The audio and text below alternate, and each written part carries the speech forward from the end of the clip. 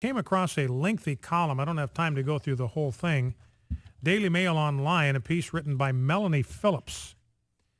Now, what's interesting about this is that the whole point of this column is how the left hates the family.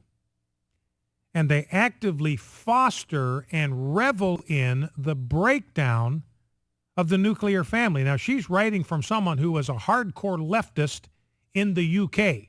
She grew up in an environment where she was exposed to leftist ideology. She embraced the whole thing, hook, line, and sinker, but she grew out of it.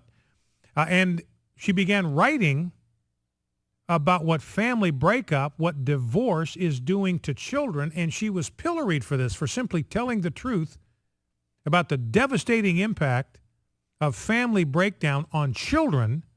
She was labeled a insane person, a reactionary, a racist, a Nazi, a witch, and a warmonger because she had left the leftist reservation and its anti-family, anti-marriage, anti-child ideology for something sane and rational and moral.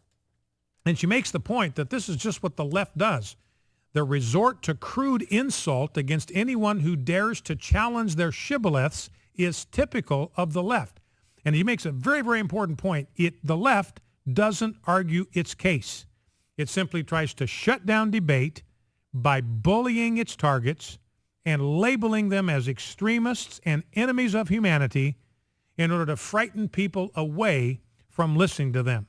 And then she went on to say they reserved a special loathing for me, not just because I refused to be cowed. It's because I was once one of them, one of the elect, a believer. You know, and we think, well, wouldn't it be great? You know, we have these leftists that convert to you think, at last, finally, they'll listen to this person because this person was one of them. The answer is not a chance because ideology trumps relationship for these people. Ideology trumps everything for these people. And she had bought the whole hook, line, and sinker leftist attitude. Poverty was bad. Cuts in public spending were bad. Prison was bad. Conservative government was bad. The state was good. Poor people were good. Minorities were good. Sexual freedom was good.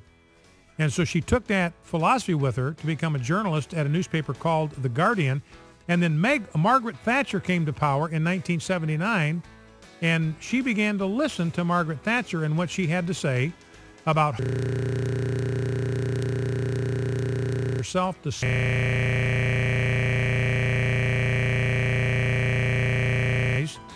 that the left was not on the side of truth, reason, and justice.